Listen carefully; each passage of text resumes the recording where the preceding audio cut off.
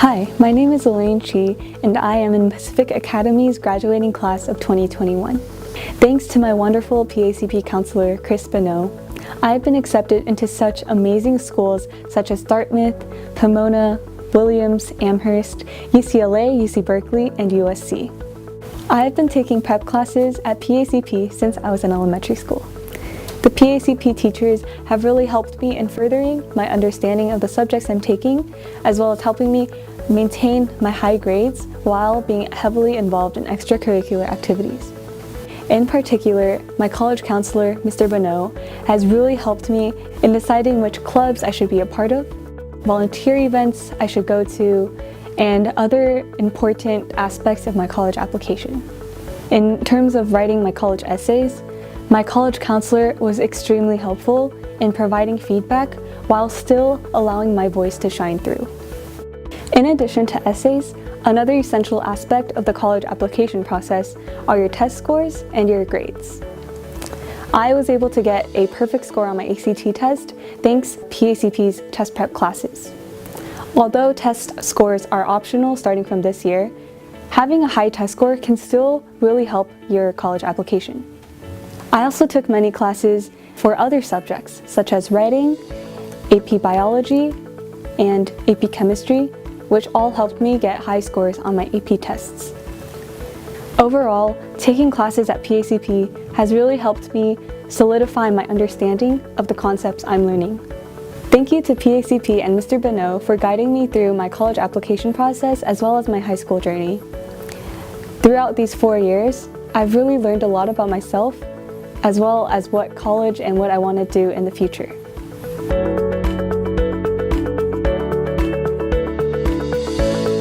Hello, everyone. Welcome to our 22nd year of doing these seminars, and second year of doing it online.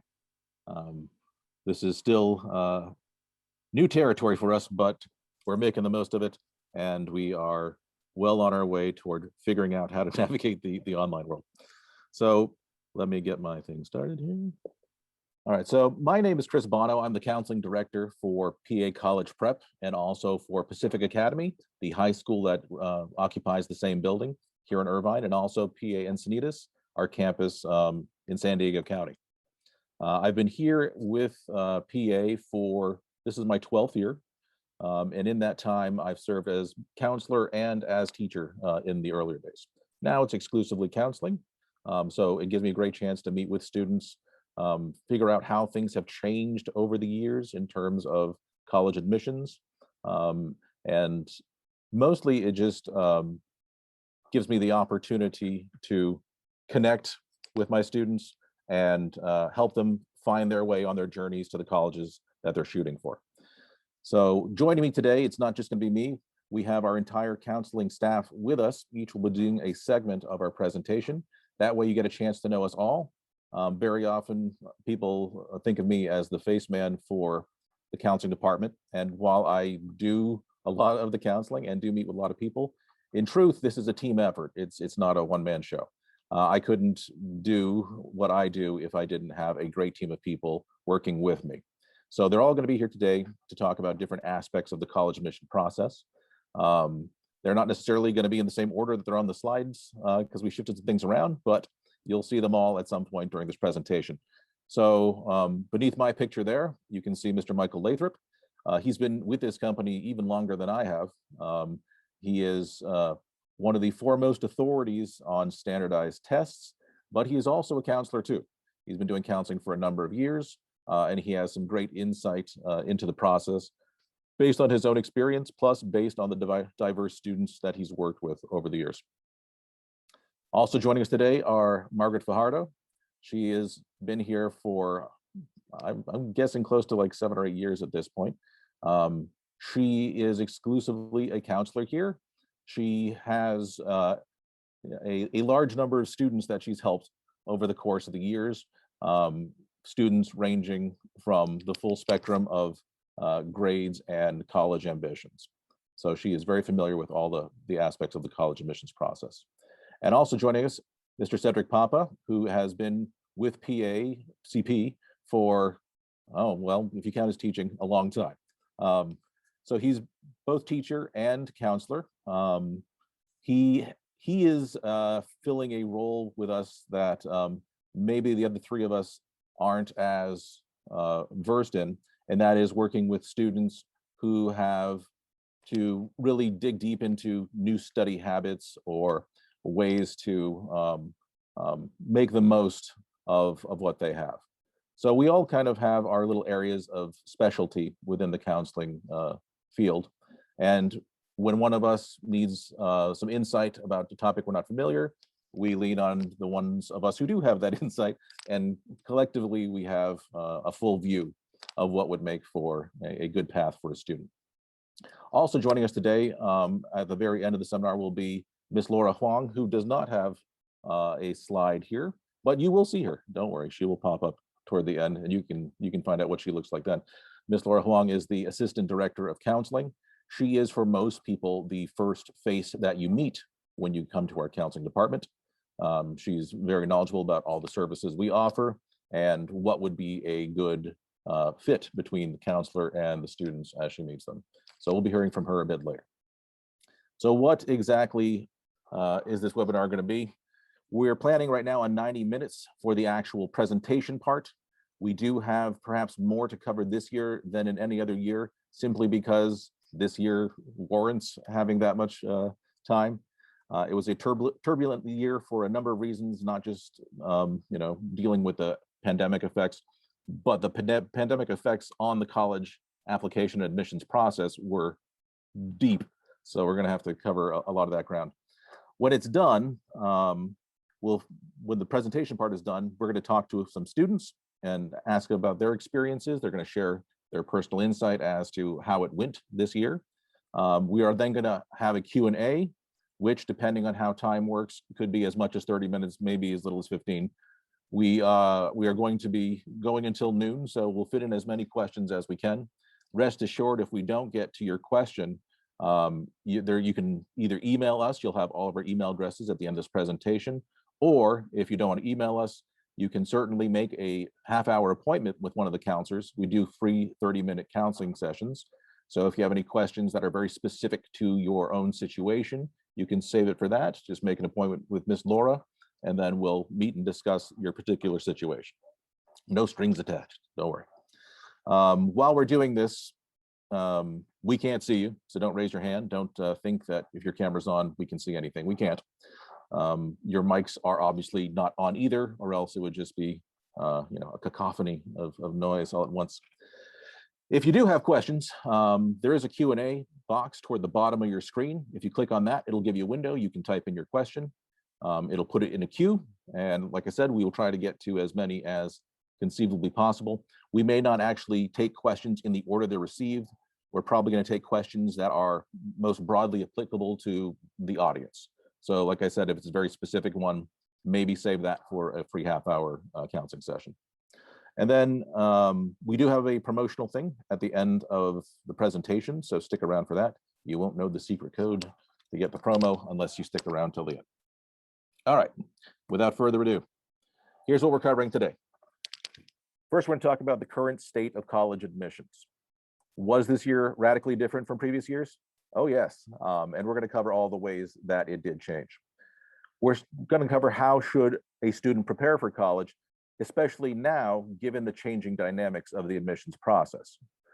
Things that used to work in the past probably won't be working as well moving forward. So we're going to lay down some ways that you can maximize yourself. What are colleges looking for in a student?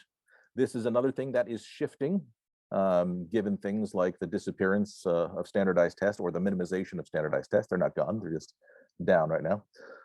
Where should I apply? Again, when people think about college, they normally just think about the 20 schools that they can name off the top of their head. But in truth, there is a whole world of colleges out there, 4,000 plus in the US, and understanding what they are and what might be the best fit is a good place to start. So we're going to talk about what options are available. And then lastly, I'm going to come back at the end for the what does the future hold. I'm going to look into my crystal ball and figure out, based on what is happening and how the admissions trends went this year, what we can expect in this next coming cycle. So if you are currently a junior, the stuff I'm saying at that part was going to be directly affecting you. So you be sure to stick around till then. So let's get this started with the state of college admissions. One thing that we did notice early on in this cycle, because the colleges were telling us that, is that there was a record number of college applications. So at some schools, and I'm thinking particularly schools like NYU, UCLA, even UCI, there were over 100,000 applicants to each of those schools. Now, given that the numbers that are accepted are closer to the 10,000 mark than the 100,000 mark, you can see already that a competitive landscape got even more competitive. Why did these number of applications surge so much? A few reasons. One is that people who took a gap year from the previous year when the pandemic started decided it was time that they would go ahead and apply. So that increased the number. Secondly, most schools got rid of their SAT and ACT requirements. They made it optional as opposed to mandatory. And therefore, a lot of students who didn't have test scores or who had test scores but had done poorly, but still had high GPAs, figured, hey, if they're not looking at test scores, I might actually have a shot. So those two things come together, and as well as the panic fire of having a very iffy college admissions season, nobody quite knowing how it was going to shake down, kind of prompting people to apply to more colleges. This all comes together to create kind of a perfect storm of people just sending application upon application to more than the usual number of schools that they would do. So, record number of applications equals lower admissions rates. If we're talking about the UCs again, there were many UCs, and certainly a lot of the privates, especially the Ivies, that saw double-digit percentage increases in applications. Some saw like an 80% increase in applications. That happens, obviously, you can imagine the admission rates are going to drop significantly. We'll take a look at the admissions rates in a second, just so you have a sense of just how much this got affected. So if we're talking about what these look like numerically, we'll start with the Ivy League. They're the most familiar to most people, so we're gonna start here. Let's take a look at how the admissions changed over the course of the past 3 years. If we look at 2019, the last year before the pandemic, things were already competitive. You can see 6.6 at Brown, 5.1 at Columbia, 10.6 at Cornell, all fairly low numbers. But notice what happened in 2021 with the pandemic starting to kick into gear. You know, at this point, when we got these numbers, we were already in our quarantine. So what happened? The acceptance rates actually went up. Why is that? Well, colleges weren't quite sure how many students would be showing up on campus, so they had to cast a bit wider of a net to get their yield results. So what we ended up having was a tiny little bump. Not much, tenths of a percent, but still, when we're talking fairly low numbers of acceptances, that is an increase. That is not what happened this year, because, like I said, people not shying away because of possible low test scores. They just really went ahead and applied to as many schools as they thought they could. And as a result, we can see that every single one of the Ivy League school saw a drop in their percentage of admitted students from year to year, sometimes more significant. It was certainly more significant of a drop between 20 and 21 versus 19 and 20.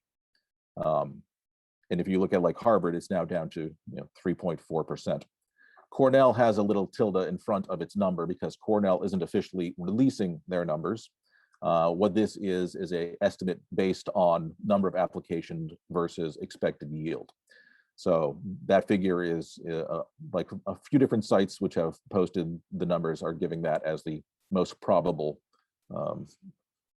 percentage rate for this year. So looking at this, well, that's certainly intimidating. How is one supposed to thread a needle when there's only a 3% acceptance rate? Quite frankly, when it was at 6, it wasn't that much better, but still, it's nearly twice as much. That's just the Ivy Leagues. If we look locally, we're going to not see as much simply because the UCs don't release their admissions data till later in the summer, But what we do know is that it did follow the same bump pattern from 19 to 20. You can see that admissions rates did go up year to year, in some cases by a fairly significant percentage. And we do know that since the number of applicants in 2021 far outstripped those of 2020, and that the schools did not expand how many seats were available, the admissions rates are undoubtedly going to be significantly lower than they were in not just 2020, but also in 2019. So I fully expect the admissions rates for 2021 to be a point or two less than everything that we saw in 2019. Maybe even more. We'll have to find out later in the summer. Later in the summer, when this data is available, we do have it available for you, or quite frankly, you can see it on the UC's website if you're adventurous, but we'll see how accurate I am in that prediction. So in looking at just how much of an increase there was in terms of applications, here's just a random snapshot to give you a sense. So at Harvard, in 2020, we had 40,000. 2021, we had over 57,000. Exact number, not quite there, but you can see that's a 42% increase. That's a pretty steep jump. Not so much at Princeton, only at 9% on the increase. NYU, now up over 100,000 applications for the first time ever, had a 20% increase. And Colgate, a liberal arts school in New York, saw a more than 100% jump from year to year. So certainly their acceptance numbers dropped significantly as a result of that. Because again, the school didn't double in size to accommodate these people coming in. It's the same number of people they're going to allow, give or take a few hundred, but with a much larger pool to draw from. So why did this happen? Like I said, we had a lot of students returning from a gap year. Many students who graduated in 2020, when this pandemic was at the height of its uncertainty, and nobody really knew how long we'd be in for it, decided, you know what, this is a good time to take a gap year and either, do some sort of online job, or not too many people traveled. Some people took some online classes. They just wanted to feel it out. They weren't ready to commit to a school, which would in most cases be a virtual learning experience. So they said, I'll take this year. By the time it's done, perhaps in fall of 2021, looks like we'll be back on campus. It does look like we'll be back on campus in 2021. So all those folks coming back. The standardized test requirements. So I say here it's relaxing of them because it did go from mandatory at many schools to being optional. And it's quite frankly, for those who had good test scores, it was still worthwhile to send your score in. It was a way to measure you on a national scale and how you compare academically. The subject tests, a lot of schools got rid of the requirement, and then College Board decided, well, we're going to get rid of the tests. As of earlier this year, College Board has said that the SAT subject tests are no more. So for students who would use that for things like satisfying the UC's foreign language requirement through a test, or would use those tests as a way to satisfy major requirements for colleges, typically like engineering requirements for math and science, that's not part of the equation anymore. Because it's not part of the equation anymore, yes, more people are going to apply, thinking, well, that's one fewer hurdle I have to jump over. I'm just going to go for it. But we will see that the subject tests are now probably going to be just replaced by AP tests in terms of the value that they offer.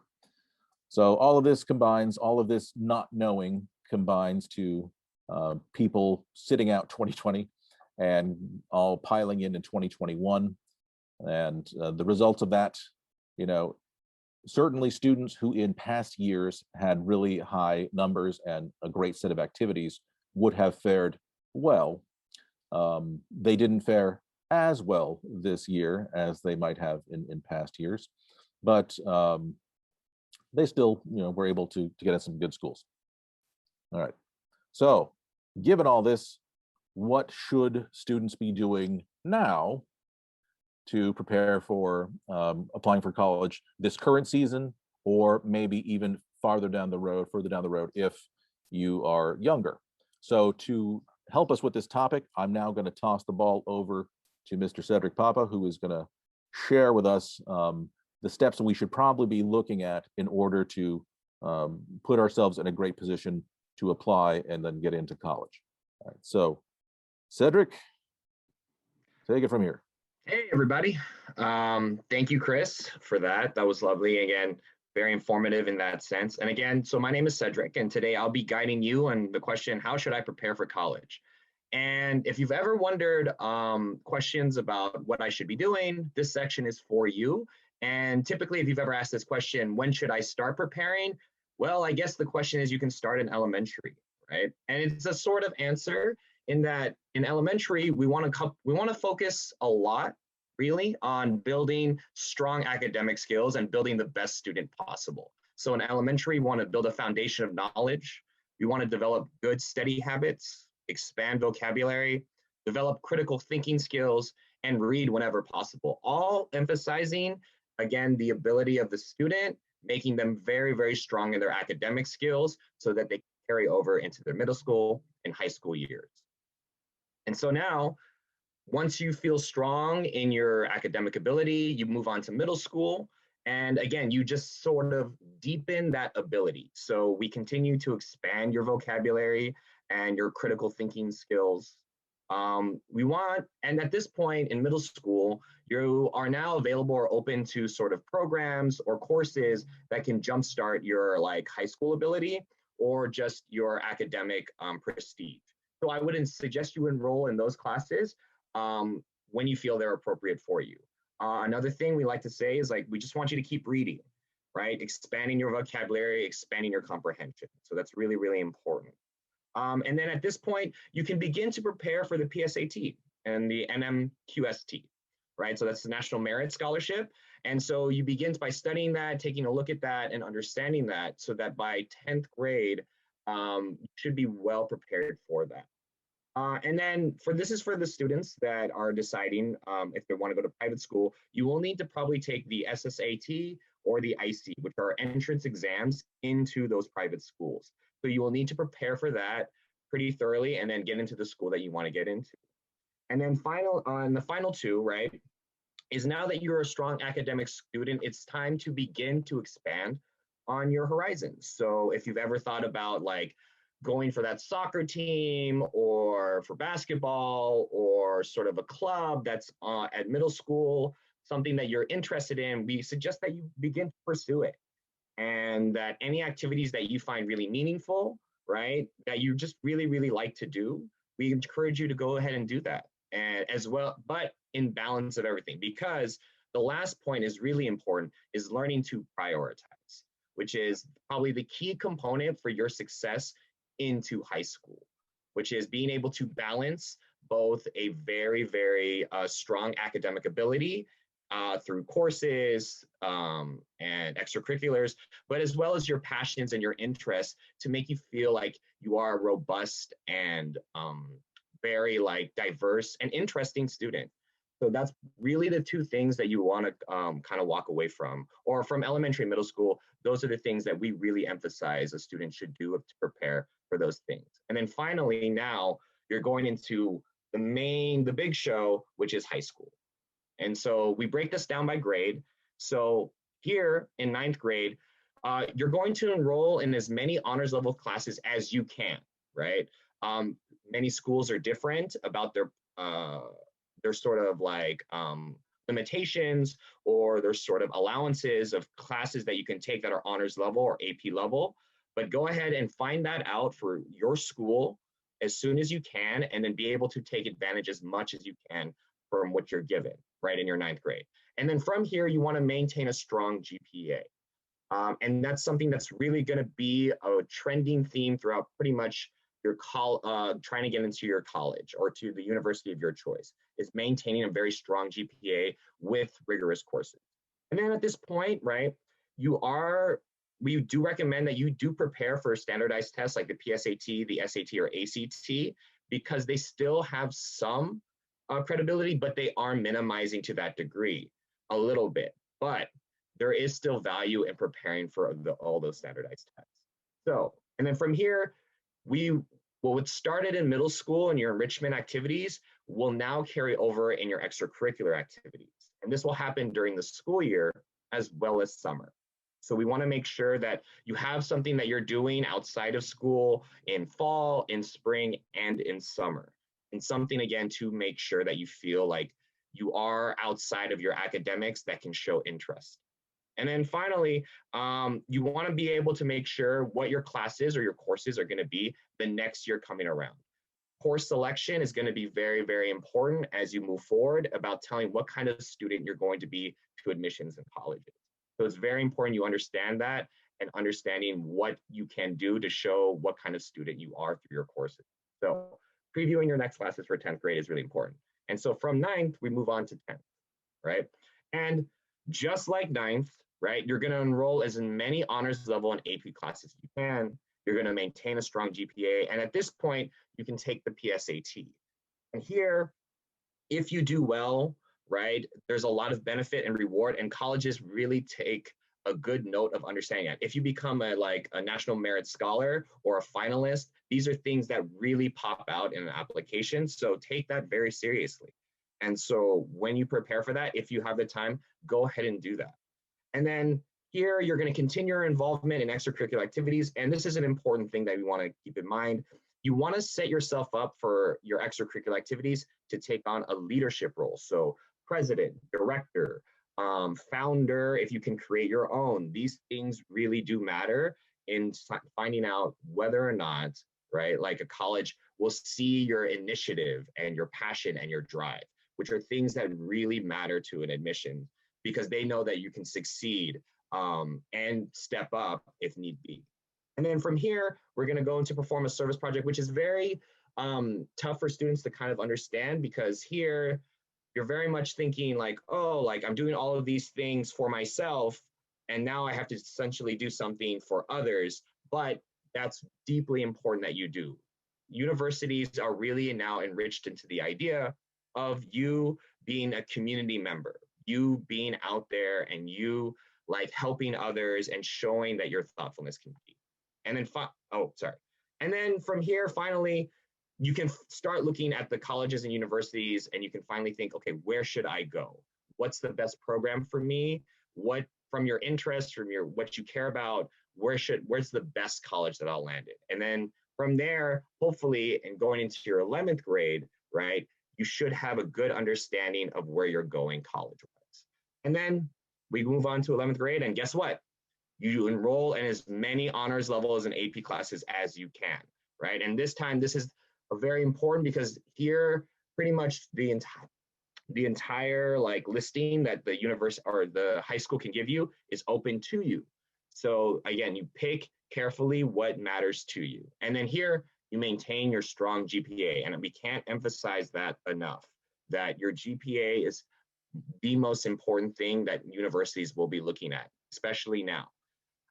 From here, we want to continue your involvement in your extracurricular activities, and we want to show your leadership. So think about how you're a leader in the activities that you're doing. And then you take the PSAT in the first semester. Again, making sure like if you want to take it and then doing well, and then the high merit that gives. And then here, you're going to be able to take the ACT, SAT, or and then specifically the AP tests, which the AP tests specifically are very, very important that you do well in and show that you have the ability to like take advanced placement college course level courses and so that it shows your proficiency and ability in academics. And then from here, we're talking about specific extracurriculars like joining the school academic team, like academic decathlon, the AMC 10 competition team, like anything like that shows your academic ability in a team-oriented sense, competition-wise, right? Very, very strong and very, very shows drive and initiative and a competitive spirit that we would really like to see in students. And then from here, you want to develop your relationships with your teachers and counselors. So this is important. Be a student that a teacher would love to write a recommendation letter for, that they know you, that you're a leader in their classroom, something that can show a really great distinction. And so be comfortable talking to your teachers, which I know is tough because you just feel that they're on a different level, but they are there to help if you are willing to show that you are like a student that can be worthy of essentially their time. And then from here, you want to secure an internship or a research project. So by this time, hopefully you have found something that you're passionate about academically. And so then you're pursuing internships or projects that really like resonate with you and then help you to kind of show your passion in a very distinct way. And so find those, build those opportunities. And then from there, again, very powerful way in which college admissions can see what a great student you are. And then finally, from the colleges you search, you visit them, you see how they feel for you, you see how they make sense on you, like the culture, things that you really can't understand just online. I know that's been tough for some students, obviously because of the restrictions, but when restrictions lift, think about going to those universities, making the trip during spring break or summer and finding out what those universities are about, visiting them, having conversations with the students that are there and seeing what they're all about. And then finally, you're going into the 12th grade, which is finally the whole all of the college stuff coming to fruition, which again, even with all that stuff happening, the first two things that we still mention is as enroll in as many honors levels and AP classes as possible, maintain a strong GPA, and continue your involvement in extracurricular activities. Now from here, if there's any sort of standardized test that you feel like you need to be taking, this is usually maybe for like students that feel like their like English proficiency needs to be examined or anything else that's required, you go ahead and you take that. And then you're going to decide if you're going to apply for early decision, which means like, oh, what colleges do I know that I want to go to and be into that admission pool and learn right away if I got in or if I got in right away or not. So make sure that you find out what schools you want to do that in. And then from here, you're going to get applications for your desired colleges and scholarships and being able to sort through that. And by this time, you already have essentially all of the necessary elements for you to have a very competitive college application. And then here, you're going to require other necessary documents or elements like essays, your recommendations, your transcripts, all of that ducks in a row sort of work so that you can just send that right away. And then once you do that, you can complete your applications and then for any scholarships that you're trying to apply to. And then finally, all that stuff is done. You finally have finished your application. You can kind of do a brief sigh of relief. Then you are essentially checking your portal or waiting for the email or the envelope to arrive in mid-second semester of what schools you got into and what schools you did not. But by this time, right, you have already created a list that really makes sense to you. And by this point, if you've done everything here, there's a university out there for you. So those are the things that we recommend that you do to prepare for getting into college, and following that and doing all that stuff, that's how you'll be able to get into it. So from here, we're gonna move on to, I think, Michael. All right, so we're gonna move on to Michael and how do colleges evaluate your applicants. So take it away, Michael. All right, Cedric, thanks. So I wanted, before we jump into the particulars, I just wanted to kind of ask the audience to think for a moment, if you will, about what you yourself might do if you were a college or someone were going to come.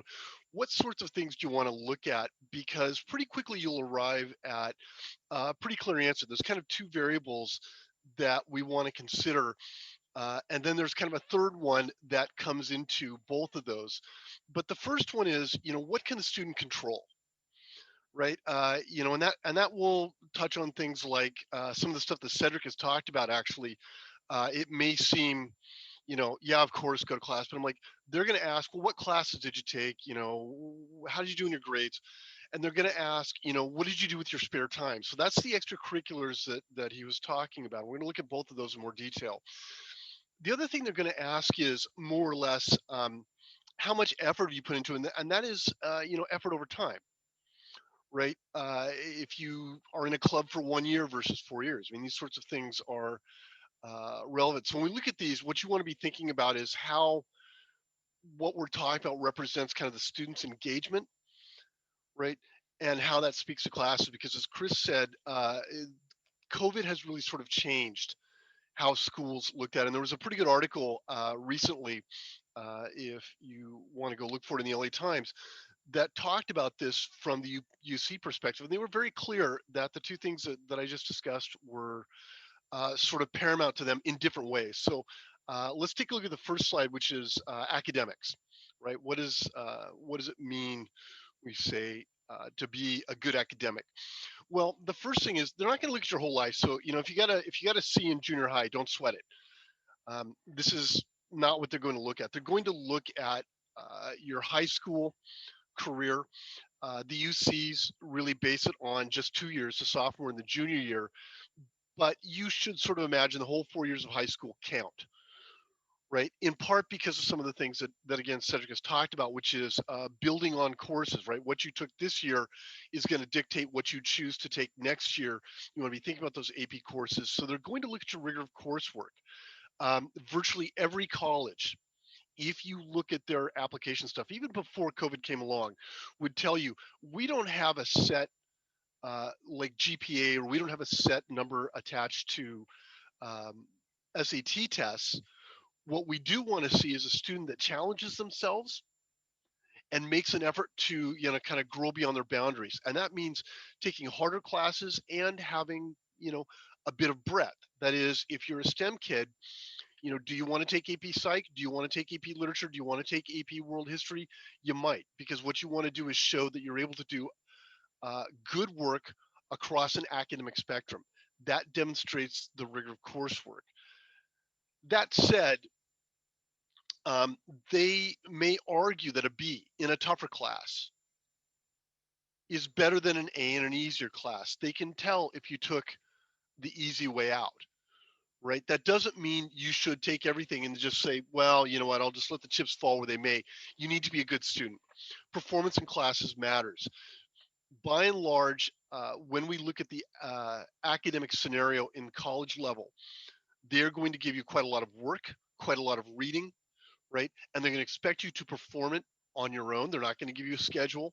They're simply going to say, do this by this time, and you need to be able to do that in a way that will generate, if you will, good quality work, whether it's writing, whether it's mathematics, whether it's science, whether you're in your, you know, room writing a paper, whether you're in the lab doing a test. It needs to be good. And so your GPA average really needs to be fairly strong. And in fact, I would argue probably stronger this year than in past years, precisely because the SAT and the ACT, which were often used as a kind of counterpoint, right? Because they exist, if you will, outside of a 4-year regime, right? If you start off as a you know, good student but have a bad year, it can affect your GPA. But the test, if you sit there and do well, that number is static. Well, if you take the SAT and the ACT out of the question, which the UCs did this year, then grade point becomes more important. That doesn't mean that standardized tests should be ignored. Although there was no college that I know of in America that required SAT or ACT scores, with the exception of the UC and Caltech. I believe every college offered them. That is, you could submit them if you had them. They offered them as an option. And if you can, you should, particularly if the score is strong. Why? Because it gives them another data point. And the problem is when they're looking at the number of students, and Chris mentioned the number of students, just so you have an idea of the numbers he's talking about, over 100,000 kids applied for freshman admissions to UCI, another 25,000 applied for transfer.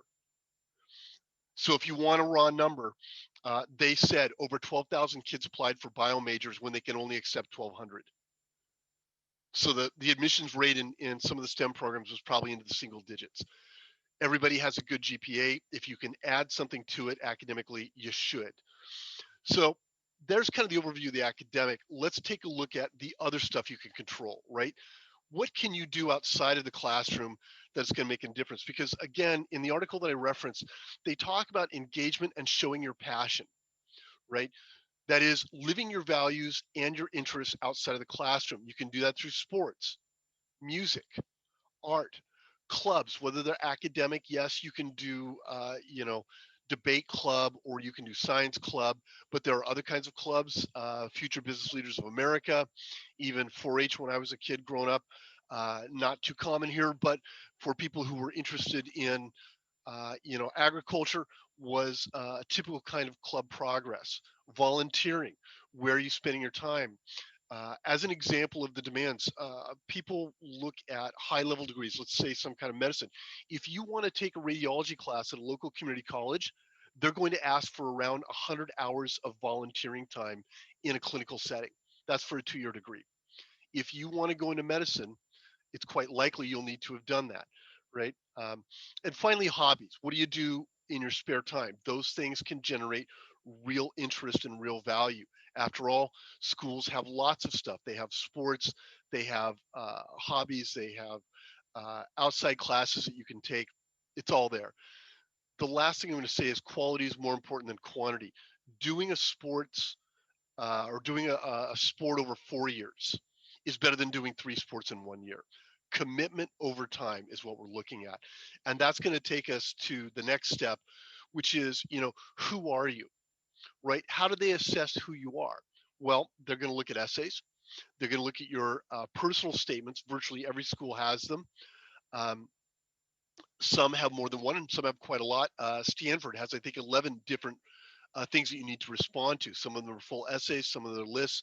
There are 4 short essays for the UCs. Everybody else, whether you're doing the Common App or the other one, you're doing a rather lengthy essay, and that needs to tell them who you are. You might have recommendations from teachers, right? You might have recommendations from other people like coaches or people in your club, right? You might have recommendations from your church or other kinds of groups that can speak to your personal character, your leadership quality, and other things that tell the school who you are. And then finally, some schools, typically the higher end ones, if you're applying to schools like Stanford or USC, Harvard, you're quite likely to be doing an interview where you'll meet with an alum, somebody who's graduated from that school, and they're going to talk to you rather informally, but they're going to try and get a sense of who you are as a person, right? If you will, they're going to ask the question, is this person a Yaley? Is this person a Stanford person? Will they fit here?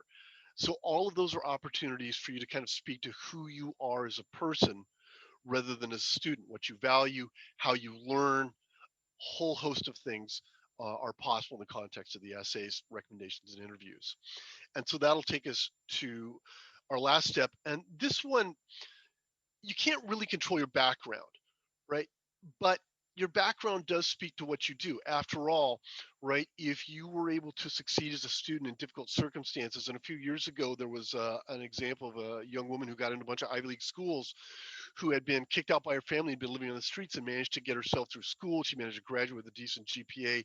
And so the assumption there was, yeah, maybe she didn't get straight A's, but someone who's capable of that kind of self-management and keeping their goals in sight, right, given the extremely difficult context, is probably somebody that they're willing to give a chance to. So things like your family, right? Are you the first, they may ask, are you the first one in your family to go to college, right? What is your background? Things like your community. Where did you come from? Did you go to a wealthy public school in a big city, or did you go to a small public school in a small town? Did you go to a private school? Right? They're going to ask, kind of what kind of community resources did you have to work with? And finally, they're going to look at education kind of as a whole, right? That is, in your context, what opportunities did you have?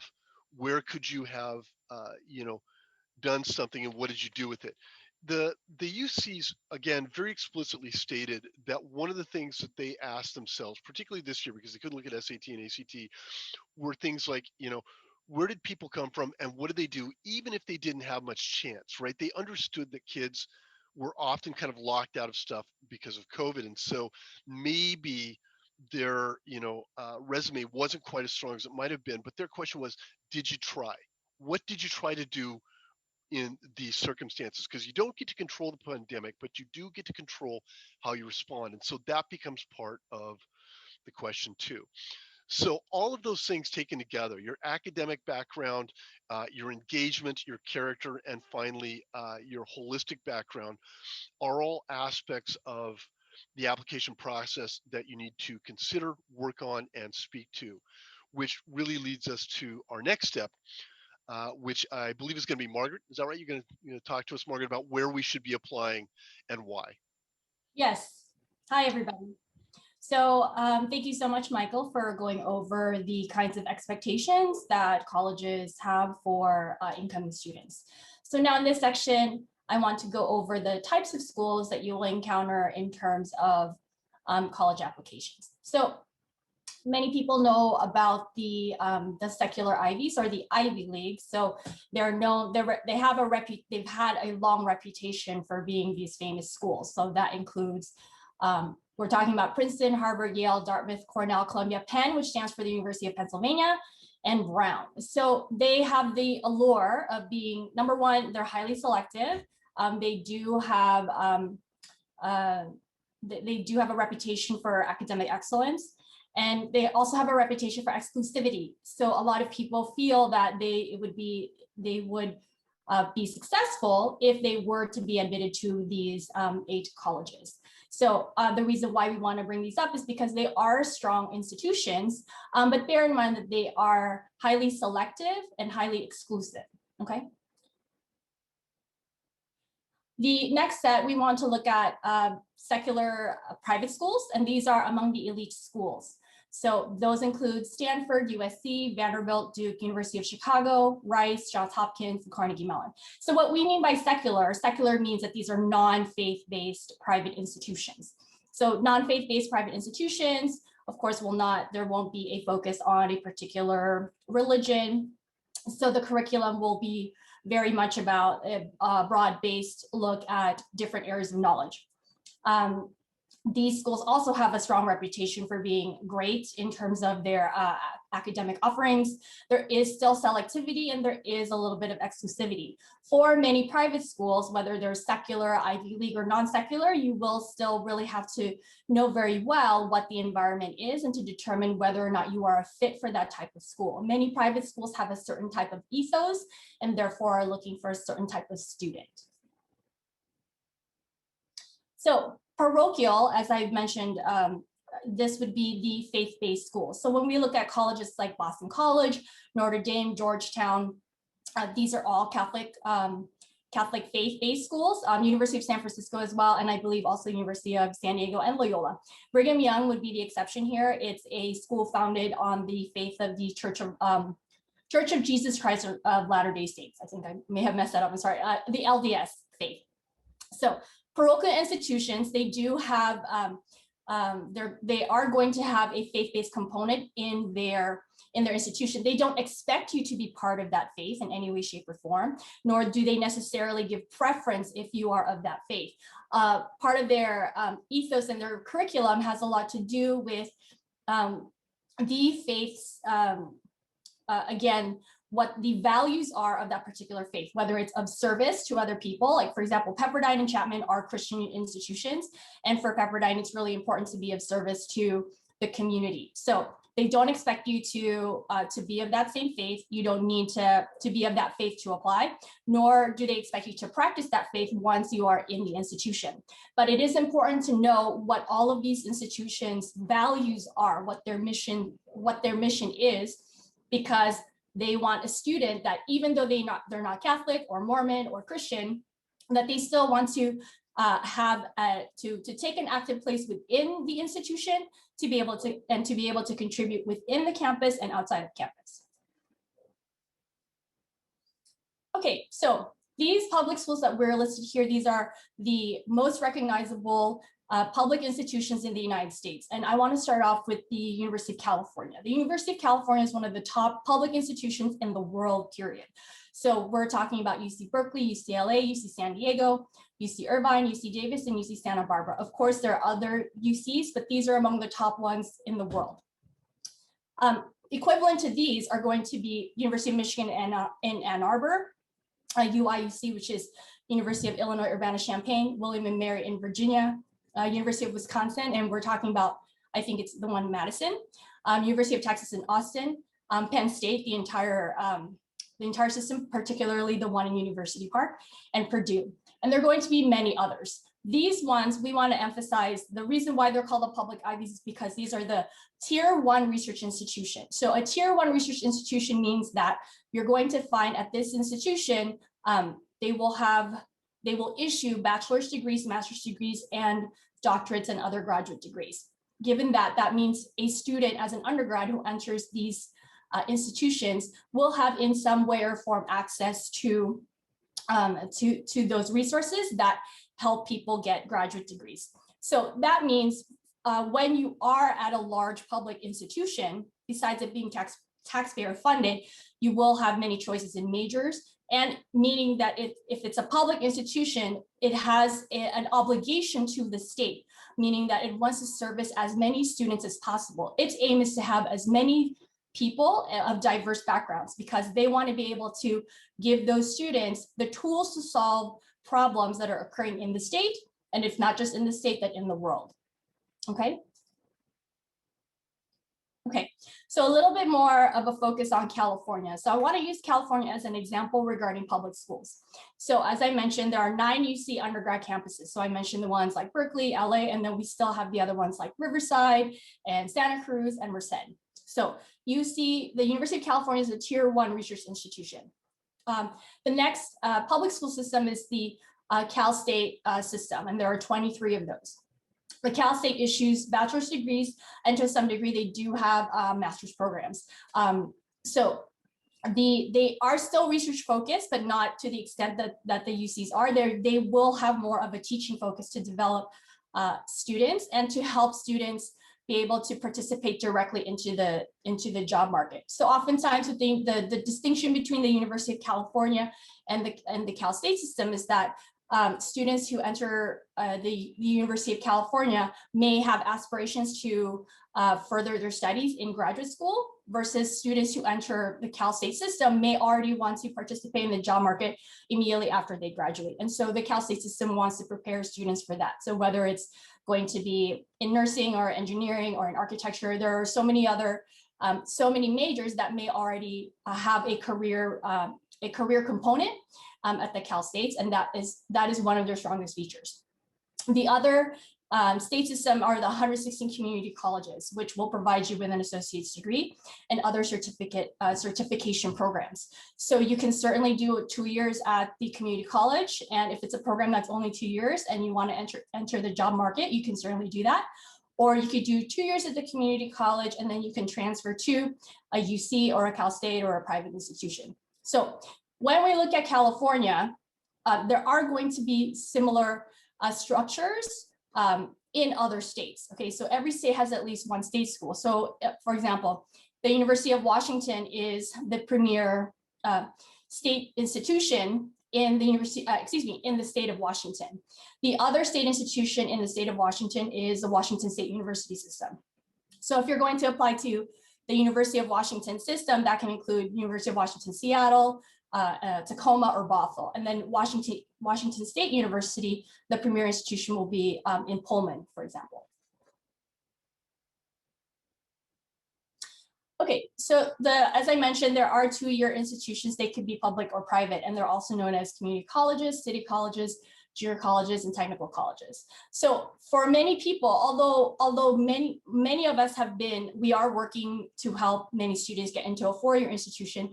For some, the 2-year plan may be more suited for them. So community college, as I mentioned, can help you get an associate's degree, and you can certainly take courses there to achieve a certificate or certification. Technical colleges or vocational colleges will be specific to a certain type of career path. So for example, like cosmetology will be a type of 2-year school. And then it could be like, I think Michael mentioned radiology. There are radiology programs to be a radiology technician, where it's still quite competitive and quite intense, and that will be a 2-year certification. Okay, for this, when we think about liberal arts colleges, many of them, there are going to be a public or private. The ones we have here, we have Amherst. Sonoma State is going to be a public one. And Pomona, which if you were here for the beginning, then you would have heard the student, Miss Elaine, she talked about that she was admitted to Pomona. Wellesley is an all-female institution. And Swarthmore is another institution that is in Pennsylvania. Okay, so Chris mentioned Colgate. Bowdoin is here as well. I hope I said that right. Bates, Sarah Lawrence, and Williams. So what we want to think about with a liberal arts environment. Is the goal of the liberal arts is to focus on undergraduate education. Okay, so it's primarily a relationship that is going to be between student and faculty. You will not really encounter graduate students teaching undergraduates. There will not be graduate students going to pursue a master's degree or a PhD. So a liberal arts education is the environment will primarily be between the professor and the undergraduate student. For some students, that is something that will be really attractive for them because the focus is to help that student grow. They may not have as many majors given the faculty will be very small because the goal is to make sure that the faculty develops those close relationships with the students. So if you're looking for something that is where people are primarily dedicated to undergraduate education, then a liberal arts school will be one of the ones that you want to investigate. Okay, there are also specialty schools. So we have polytechnic or tech schools in short. So MIT, Caltech, Georgia Tech, and you can tell because it says tech in the name. Arts and music, performance schools, Juilliard, RISD, the City of Rhode Island School of Design, Parsons, or the New School in New York. So for these two schools, the tech schools are obviously going to emphasize the engineer. One aspect would be the engineering part and building and innovation in terms of the sciences. Arts and music will help students develop their performance skills, get mentorship in terms of how to be in the world in performance and or in the arts in RISD, and then in design in Parsons. So many of these schools, they can still have they can still offer you courses, much like a four-year institution, but there will be an emphasis in the particular area for which they are dedicated. Juilliard is mostly to prepare students for the performing arts. RISD is mostly for design, and Parsons, they have a variety of related courses in terms of related programs in terms of design. The military academies like West Point, Annapolis, and the U.S. Air Force Academy, you will be dedicated towards serving the country. These are competitive schools, and you will still have a four-year education after you graduate. One of the biggest differences if you attend West Point, if you are admitted to West Point, is that you will be an officer in the military when you graduate. So you will be of a higher rank when you graduate. The application for all of these are going to be quite different. So the biggest difference for the military specialty schools is that you will likely need a recommendation from a public official like senator or congressperson, and your process will likely start in your junior year, if not earlier, to try and secure recommended or required documents. Arts and music specialty schools will require evidence of your expertise in that particular area, whether you submit recordings of yourself in the past, or there were auditions, or if you have pieces of artwork that need to be sent, or your portfolio. Those are things that you will need to be able to submit for an arts and music program. MIT, Caltech, and Georgia Tech, they don't often require that you have a portfolio, but in some instances like MIT, they do like it. They do have a place where students can submit a maker portfolio so that they know that you're actually doing things on your own, having your own projects. So keep in mind that these institutions will have their emphasis, and at the same time, they will also provide you with a holistic education. There are also online universities. Many of them, I'm sure you've seen them in terms of their advertising. So University of Phoenix, Grand Canyon University, DeVry, AIU, Westwood, Kaplan, National American Strayer. I know when I'm on YouTube, I see Grand Canyon University a lot and University of Phoenix. Many of these schools are, they are going to be for profit. That doesn't mean that you cannot get quality instruction from these institutions. So they do offer the flexibility and convenience of being online. In this day and age, many more people want to have more access to education. They are going to offer different types of programs, whether it's a bachelor's degree, a certification. So these are also accessible. You will have to evaluate later on. We'll talk about the cost of admission. Some of these, like University of Phoenix and Grand Canyon University, have many more offerings. DeVry, for example, will primarily just be for kind of technical area, so not necessarily all other subjects. So you have to keep in mind that online universities won't necessarily offer you many choices. You will have to research specifically if it is more convenient for you to do this, then you can certainly apply. The application process isn't as intense as the other institutions that I've mentioned, because they do want to be able to service as many people as they can. All right, so now that we've gone through the different kinds of institutions that are in the United States, here are some things to think about when you are applying. So the biggest consideration that you do want to make is the major. As Chris mentioned earlier, there are around 4,000 institutions in the United States. And even with the types of schools and the names of schools I mentioned to you, they're not all going to have the major that you're interested in.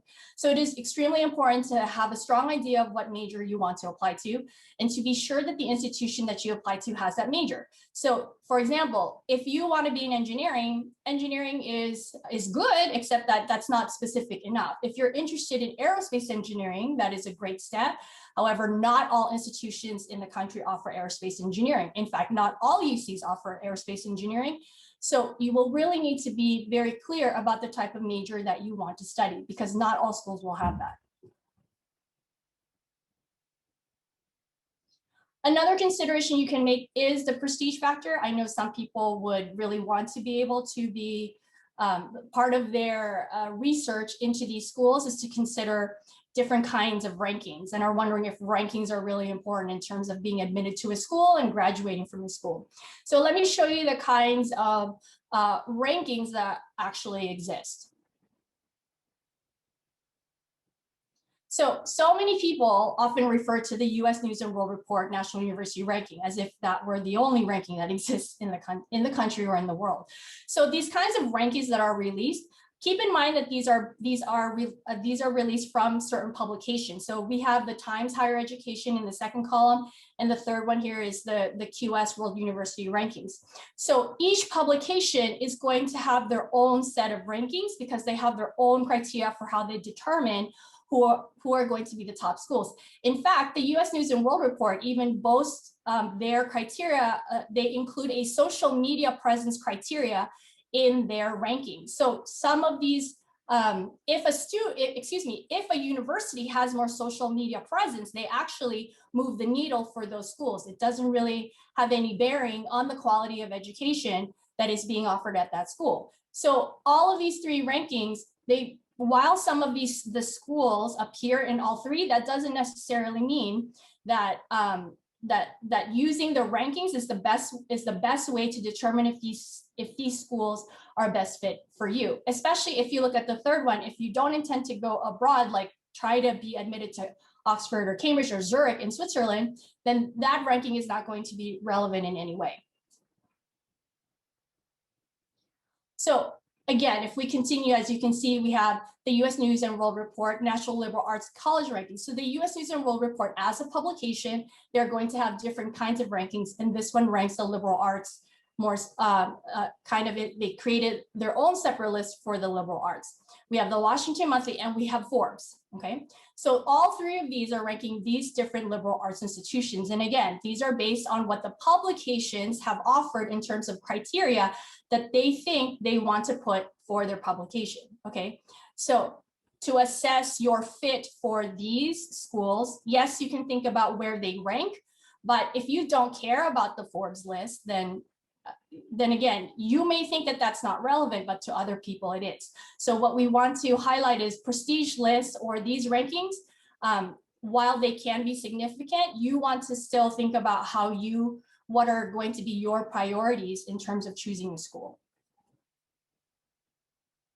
So these are the priorities that that we advise that you consider. Okay, so geographic location, metropolitan versus suburban versus rural. So we mean city versus a suburb of that city or the country. Okay, so if you want to be in an institution that is in a city, then because you would like more of a fast-paced type of environment, then you would want to think about that. You have to consider not just the campus that you'll be in, but the actual environment, because the plan for college will be the first 4 years of your adult life. So if you want a place that has a lot of variety and a lot of diversity and a lot of movement, then you want to think about, okay, perhaps I want to choose a school that's in a city. If you want something that is kind of in between, Irvine, well, UCI is our nearest institution. UCI would be considered a suburban school, okay? Rural, if you wanted to apply to an Ivy League school, Cornell would be the rural setting. And so that's all the way out in Ithaca. It's away from the city.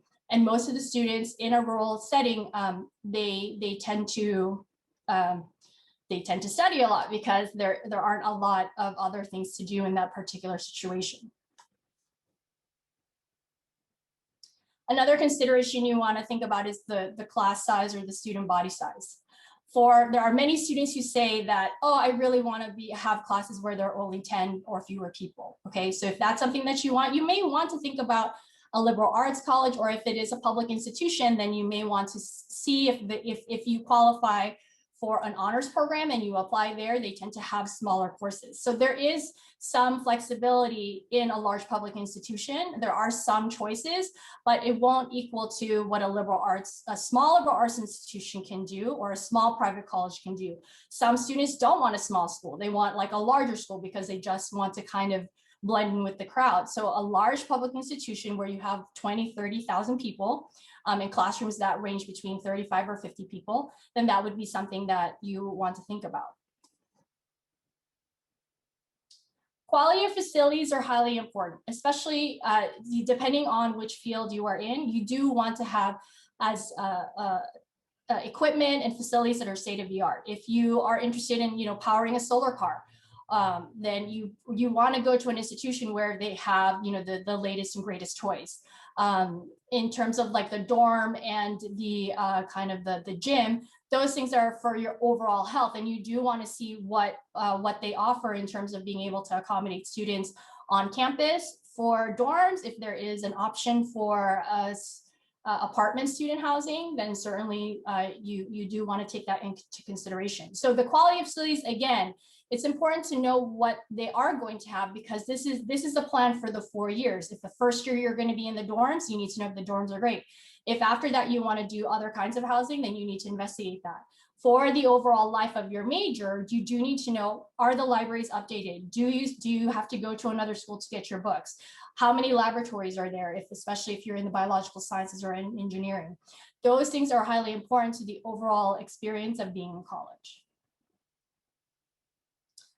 The cost of admission going to school has been rising, and so you do want to consider how much you are going to pay to go to college, and it is for the entire 4 years.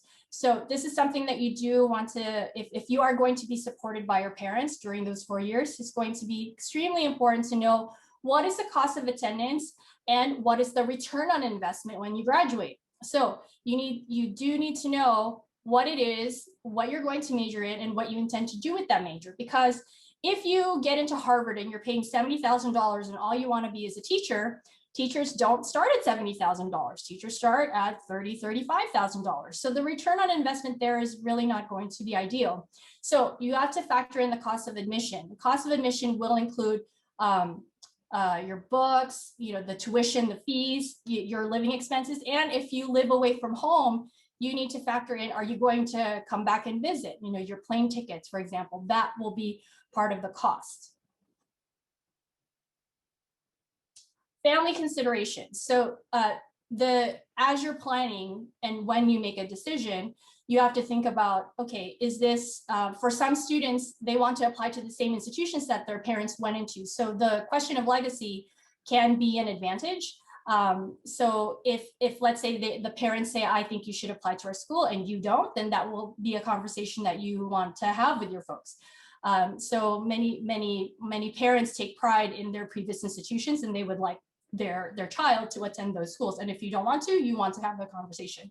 You also want to know, think about if you're the first person in your family to go to college, and you have 3 other siblings who intend to go to college, because then that will weigh in terms of the cost of admission over time. Another thing too is if you're not yet ready to leave your home, and if you want to have a more active presence with your family, so you may want to live from home and go to school go to an institution that is nearby. So family considerations are really key when you're making a decision and trying to research. And so you do want to accommodate the other people that are in your family who are supporting you. Okay, these other considerations like extracurricular activities, Greek life, study abroad, career placement, a religious or ethnic focus, these are really key towards your development in this first plan as an adult. Again, college is 4 years, and it's just not 4 years of just classes. You will be growing as a person. You do want to have activities that you want to participate in. You do want, whether that's going to be you find the Frisbee team or you join a sorority or fraternity, this is the easiest place to get to know a lot of people, and therefore to expand the way you see yourself and just to try new experiences. So you want to keep in mind, what are the kinds of experiences that are offered on campus? Social experiences offered on campus. Study abroad can be an important factor for many people, that they want to take advantage of courses that are offered at an institution that they have a partnership. So you do want to look into that. Career placement, there should be, if many institutions do have career services, they should have career services. So then that they would be able to help you throughout the 4 years in trying to find internships, get your first job, write your resume, etc. And then a religious or ethnic focus, if your faith and your particular community and background are really important to you, you do want to find people where you can create community. So it's really important, whether it's an extracurricular activity or Greek life, or if it's a religious or ethnic focus, that you want to find that community. When you go to career services, you want to have people that can support you in transitioning from being a college student into being a working adult. And similarly, if you want to study abroad, you also want to find community of people who, whether it's from your school or from the partner institution, that are interested in the same interests that you have. Okay, so Chris is now going to talk about the crystal ball predictions for the coming years. Thank you, Margaret. Thank you, Michael. Thank you, Cedric. Great job. I now feel ready to apply to college myself.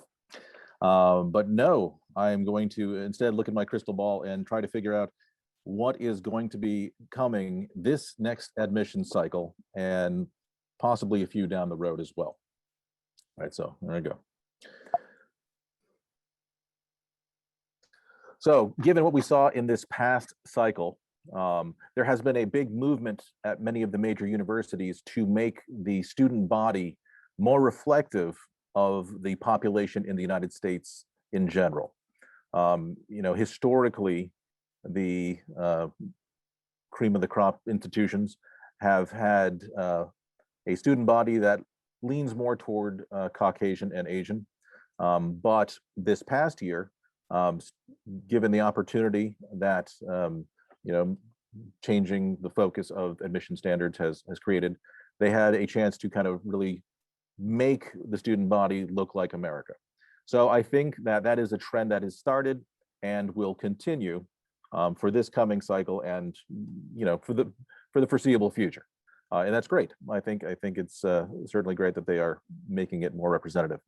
So that's one thing. Secondarily, given the cost of college escalating year upon year, there's gonna be a lot more people who are kind of weighing the value.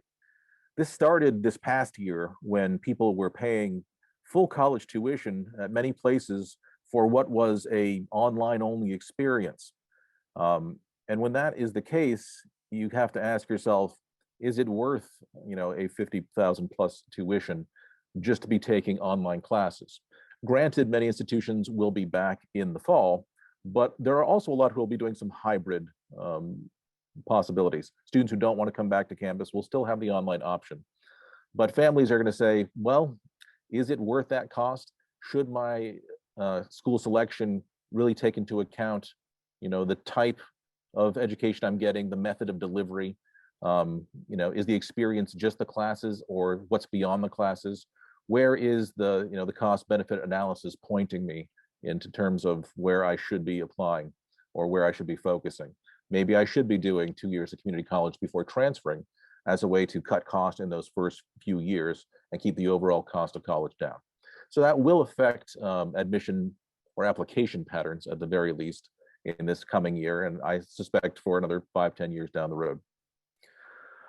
So we did see that from 19 to 20, there was actually a rise in admissions and then drop in 2021 from 2020 to 2021.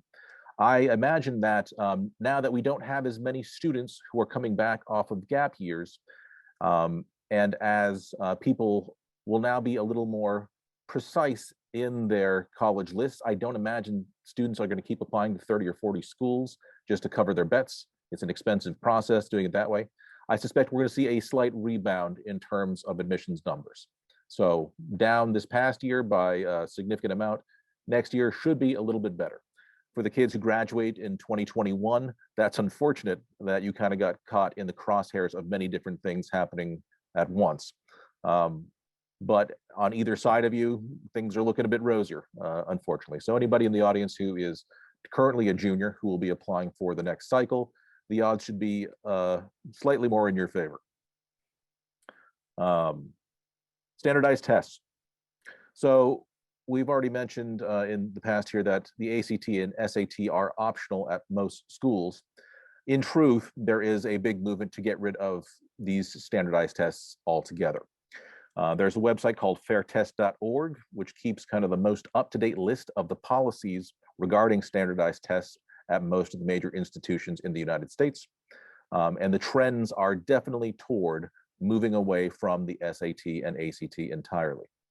A lot of schools are going to go test optional permanently, meaning if you have the test and if you have a good score that you wish to send, awesome, you can go ahead and send it.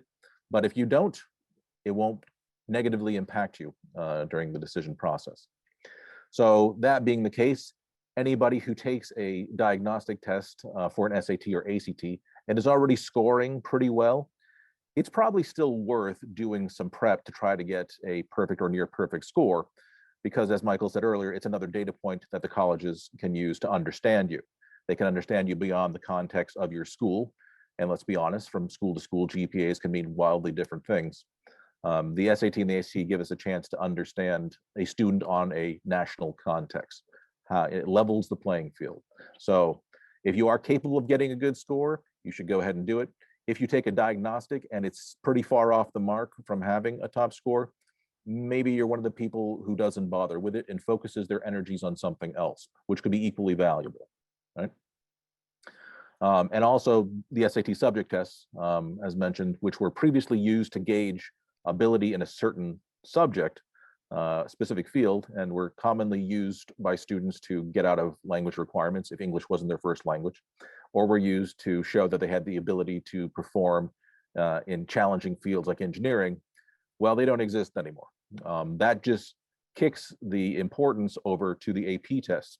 So students who are really looking to showcase a ability in a specific area now are going to have to rely on the AP tests. If you don't take an AP class, can you take an AP test? Yes. Will you do well on it? No, I guess it depends on what kind of prep you do ahead of time. Typically though, AP class, if you take it, go ahead and take the AP test. There is value in it, especially now, especially more than before. And then it's already begun. We saw this happening in this past year. There are a number of smaller colleges, ones that are kind of remote and didn't have a student body that would really exceeded 1,000 students. They're starting to collapse financially. They couldn't survive the pandemic. So the number of overall institutions in the US is going to shrink. It has shrunk in this past year. That doesn't mean there still aren't a lot to choose from, but there are fewer to choose from. And anybody who is looking for one of these little niche schools, the pool is not quite so big. And that's probably going to continue. There seems to be a shift away from these kind of smaller regional schools toward the bigger ones. which makes the bigger ones all the more competitive. If energies are all put into applying to these big schools, then, well, tougher again. But like I said, I still expect this current cycle, those graduating in 2022, to get a little bit of a reprieve following what we saw this past season. So speaking about this past season, we are now going to have our guest speakers join us. These are students who had the unfortunate stance of applying to college during the most competitive cycle that we've ever seen, and yet they were able to muscle through it and come out with some great results. So I think the slides are actually in different order, meaning Miss Elaine Chi will be joining us first. Yes, she will. Are you there, Elaine? Yes. All right. Look, Elaine, there you are on the screen, as well as your laundry list of accomplishments. And I think, certainly it goes without saying, for those who don't know, Elaine is the daughter of the woman standing next to her in the picture, Kelly Chu, the owner of this place. You have been with PACP and then PA, the high school, most of your life. Is that safe to say? Yeah. That there's no separating you from PACP and PA? Yeah. Okay. I'm going to start, and we can see all the schools that you've been accepted to here on the screen. How did you first come about deciding which colleges you wanted to apply to? What was the process like for getting the short list? Because again, 4,000 colleges in the US. How'd you pick the 18 to 20 or so that you applied to? So I think a big factor for me was the programs that they offered in terms of what I was interested in majoring in. And even if I didn't want to major in like a certain area, like if they offer extracurricular opportunities for me in terms of, for example, areas like art and music, since I am planning on majoring in environmental science, but I still really love to do art and music, I wanted to make sure that I could freely participate in those at my future school. And also, I definitely looked at their location. At least before the online learning started, I really wanted to go to the East Coast for college. But now that I have been accepted into some and not into maybe some of the ones I really wanted to go to, I've had a more open mind and like am more open to going to schools on the West Coast now. Yeah, so I think those are some factors in my deciding which colleges to apply to. And of course, I think there's like a basic guideline, like when you're applying that your counselors tell you is like you want some safety, you want some match, and you want some reach. So I definitely kept that in mind for the colleges I applied to. Very nice. And as we can see from the list here, the reaches seem to work pretty well for you all the same. Yes. When going through high school, and we can see here some of the things that you've participated in over the years. If you were to give advice to somebody who is trying to duplicate your path, what would you say are some of the key things that they should be focusing on as they go through high school? I think one piece of advice I would give is definitely to not even attempt to copy someone in their like journey through high school or like even through life, because there is no one type of student that a college wants. So it's really in the end more what you like to do and pursuing those passions, because colleges in the end, that's kind of what they want to see most, I think, is like how you're pursuing what you love to do, and not I think similar to what some of the other counselors have said earlier, it's like not just what you want to do for yourself, but also how you want to use those talents and interests to help your community, because that's what makes a person like a good citizen, I guess, or a good contributor to their community. And colleges definitely want students who will make their community a good place. Yeah. Yeah, in addition to doing what you love and trying to transfer your talents to the wider community, so also, like Mr. Lathrop said earlier, I'm going to echo what he said, to be consistent, and quantity over quality, no, quality over quantity. So make sure you're committed to the things that you're participating in, and not maybe just doing one club for 1 year and then switching over to another club the next. And that way you can also you are more likely to get a leadership position if you're in the club longer and have a lot of experience. So that is true. And you have, even in that context, participated in many things over the years. You've been in charge of many clubs at school. You also have art and music beyond that. All of these things are incredibly time consuming. So I guess my next question is, how does somebody fit all of these things into a given week? I think definitely I'm not doing it alone. I have like support from the other officers of my clubs, and like all my counselors and teachers are helping me as I go through the journey. But I think one important thing to remember is, because your extracurricular activities are supposed to reflect what you like to do and your passions, they shouldn't be seen as like work, kind of like not like schoolwork. Like you have your academics, and then you also have extracurriculars, and I think they should balance out in it, or at least try to balance out in, because academics they shouldn't be easy if you're taking those rigorous classes, and your extracurriculars, if you truly love to do them, then you'll enjoy doing them, and they might even be a source of like stress relief from all your academics. Let's ask this then. Now that you've gone through the high school experience, you only have a month and change left. Two things. First, what was most surprising about your high school experience? And then secondly, what was most surprising about the application process when you're applying to college? Okay. That's right. I'm making up questions on the spot here to catch you off guard. Yeah, I wasn't prepared. I'll have to think a little. I think one of the things that, I don't know if this surprised me per se, but something I've learned that I think I wasn't expecting, or like didn't remember, I think, as much as I should have during high school and college application, is that my health should have been my #1 priority. As like when I was, I'll just say like my original dream school, or like the school I most wanted to go to, was Yale. And then so I applied early, and I got deferred. So then like my college, or the decision was deferred to regular decision.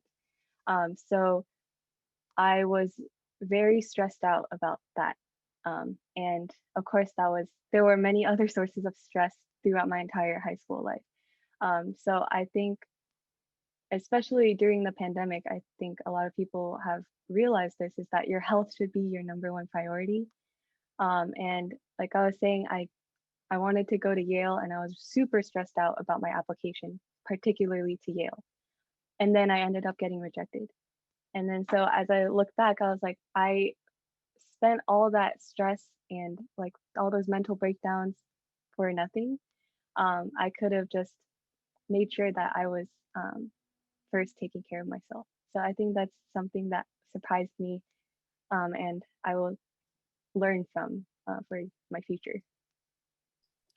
And speaking of your future, now that you are T-minus 1 week from having to make a decision, where are you going? Or are we still debating? Definitely still debating, because I was waitlisted from a couple schools that I wanted to go to. So I'm still waiting for those results and seeing if they come out before May 1st. But if not, I think it'll be between Pomona, Dartmouth, maybe USC. Okay. Thank you for joining us, Elaine. Thank you. Thank you for having me. And let's go ahead and move from Elaine to our other student speaker, Brandon Pay, who you can see, according to this slide, has already called his shot as to where he's going. Brandon, are you in the house here? Yes, sir. There he is. All right. Welcome. So, Brandon, we can see on the screen here your participation throughout high school. So I'm not going to go into that just yet. So I'm going to ask you kind of the same thing I asked Elaine, which is, how did you come to the decision about where you would apply? So what motivated you to apply to West Point? We saw it earlier in the slideshow. It's a military academy. It is a much higher hurdle to jump over in the application process. But what are your personal reasons for wanting to go to West Point? Yes. If I may, just so that all the members of the audience have a general understanding of what exactly the United States Military Academy is, I'd like to spend about a minute explaining the academy itself and then proceed to answering the question, if that's all right. Absolutely. How about it? Thank you. So for everyone here with us today, good morning and thank you for attending this seminar. I understand that there was a question in the Q&A box about the Military Academy, so I'll explain what the Academy is now. So the United States Military Academy, also known as West Point, Army West Point, the Academy, or simply the Point, is a 4-year federal service academy located in West Point, New York. It was originally established as a fort that sits on the strategic high ground overlooking the Hudson River with a scenic view that is approximately 50 miles north of New York City. It is the oldest of the 5 American service academies and educates cadets for commissioning into the United States Army. So again, the service branch that West Point directly feeds into is the United States Army. All candidates for admission, so if there is a student in the audience today that is interested in attending West Point, he or she must apply directly to the academy itself and must also receive a nomination which can come from a member of Congress. Other nomination sources can include the president and the vice president. All students at West Point are officers in training and are referred to as cadets, or collectively as the United States Corps of Cadets, the USCC. And the Army will fully fund your tuition for the cadet in exchange for an active duty service obligation upon graduation. Most oftentimes, this number is approximately 5 to 6 years. In addition, approximately 1,300 cadets enter the academy each July, with about 1,000 cadets graduating. So with that said, proceeding to answer the question as to what led to my decision to apply to West Point. Being a resident of Irvine, attending a safe private school like Pacific Academy, and just having a very warm circle of friends and family guiding me every step of the way. It really goes without saying that I lead a very privileged life, as do many of the young adults around me. However, I understood at a very young age that I wasn't entitled to any of these privileges. I was born in Highland Park, Illinois, and moved to Irvine, California when I was about 4 years old. And the nature of my upbringing in hindsight was one that just so happened to give me a head start with many activities, starting with my family's decision to move westward. And knowing this, I wholeheartedly believed and continue to believe that those who have much should give back much and more. And as somebody who has much, it truly is my duty to give back, and the service academies actualize my purpose to serve the greater community. In this year's admission cycle, we faced many obstacles, as explained by Mr. Bono, yet I managed to pursue the schools that I was hoping to apply to, and was presented with, in fact, many opportunities to lead a very comfortable and enriching life by possibly attending civilian colleges and institutions that would open many doors. However, there truly is no greater love than he who is willing to lay down his life for his family. And I'm somebody who willingly embraces this sentiment. And so my decision to apply to the United States Military Academy at West Point was made with the hope that I'd become an honorable young man of character with the authority to protect the people I consider family, while of course, giving back to the home and country in the greatest capacity. Thank you very much. You had mentioned in the opening statement some of the things that are required to apply to West Point, like getting a nomination from a public official. Your own process in applying to the military academy. What are some of the things that you had to, I want to say endure, what are some of the things that you had to do to meet the criteria for being a viable candidate for West Point? Beyond the nomination. Beyond the nomination, got Yes. it. Yes. In the interest of time, I won't be able to explain every aspect of the application. There are, quite frankly, too many parts to talk about and not enough time. So for those members of the audience who are seeking more information, I implore you to go explore the West Point homepage, as all of these steps are outlined very nicely and neatly on that website. But specifically, I'd like to draw everybody's attention to the Candidate Fitness Assessment, more commonly known as the CFA. At the United States Military Academy, everybody who goes there is a soldier before they are a student, and having understanding of the fitness culture and the physical demands of each cadet, I think, is very important, in the sense that everybody must come to terms with the fact that as a commissioned officer in the armed forces, you may or may not be called to serve and protect on the front lines against all foreign and domestic enemies. So just having that understanding, the severity of the school and institution that one is about to apply to, I think was very, very helpful to me. And just to shed a little bit more light on my personal background, this decision to apply to West Point wasn't one that was made in my junior year. In fact, it was one that I made at the young age of 8. And so it goes to show that having that understanding of what exactly it means to serve and give back in such capacity is very crucial to one's application, because you really want to be able to step back and say, hey, is this institution and academy really for me? Am I really willing to put myself on the front line and serve a certain period of my life to the United States? And so that fitness culture, that understanding of the physical demands, and the entire concept of service and giving back, I think, was the most important part of my application. And I think in answering that question, you've answered my next question, which is the type of advice that you would give to somebody looking to follow the same path. Essentially, you're saying this is not a decision entered into lightly and lately. It is something that is kind of ingrained in you from an earlier age, and it becomes, something that's a part of you well before you hit the period where you begin applying to it. Yes, sir. Absolutely. So in the interest of time, we are going to move on, but I hope that you and Elaine can both stick with us through the Q&A and for just a few more minutes here. We're all very proud of what you and Elaine have done over the course of this past year and your entire high school experience. And we totally expect to be hearing great things about both of you in the years to come. So thank you. Much props, and go ahead and hang with us just a bit longer. And I know I see some questions in there that could be coming your way. so hang with us. Thank you, sir. Yes, thank you. All right. Oh, there's more of your stuff. I forgot to the second part of all the things you've done. Everybody take a look. There's more stuff here. Wow, determination. All right.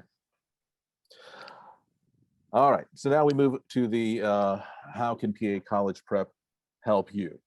And to talk about this, I'm actually going to now redirect to our Assistant Director of Counseling, Miss Laura Huang. Laura, are you in the house here? Are you in the room? Yes, I am. There she Can you is. see me? Okay, looks great. like my background is kind of blurry. I'm gonna change that into a blurry background. It's okay. Mostly we're seeing the slides anyway, so it's okay. Oh, okay. Okay. Okay. All right. Hello, everybody. My name is Laura Huang. I guess I'm the first contact to counseling department. So if you are interested in our counseling program, you will be contacting me. So as you know, And you can see in so far in our webinar, we have a strong counseling team that provides elite premium service. We have a rigorous program with different package options that fit your needs. And then our counseling program is designed holistically and strategically to guide and help our students in their path to college. We do not package. We call it, or some people call it the bubble wrap, our students, or we do not, nor do we write their essays. We believe that every student that we encounter are unique, and we support and cater each of their interests, passion, strength, and their drive for success. Most important of all, their true self. And here are if you see it on the slide, here are the lists of the services that we provide. And basically, we do our counseling service. We do course selection analysis with the multi-year plan. We do GPA evaluation, extracurricular activity planning. That includes club, suggested clubs, volunteer opportunities, or some, some internship if you are interested, or maybe even other activities that, that cater to your interest. And then we also have, we do summer camp planning, summer program, just anything that's catered to your interest and helps your path to college. And we have the personality and interest assessment. Usually, if you hear us talking about it, when you're in the program, it's the MBTI and the strong interest inventory. And we also have monthly self-reflection exercises. And of course, along the way, we do talk about potential college selections. And toward the end, toward the first part of your application process, we do come up with a college list. And we do help and guide our students through their college application and personal statement.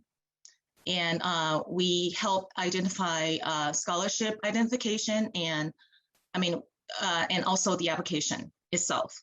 So it's the exploration, the assistance in the application for the scholarship as well. We help coach our students face their college interviews, and we do the final college selection advice.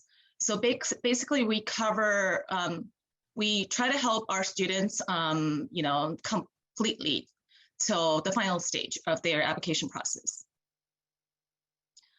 Okay, and let's see. Okay, so in summary, we strive to challenge students' thinking and growth to independence and to get them ready for college and adulthood. So, the next slide.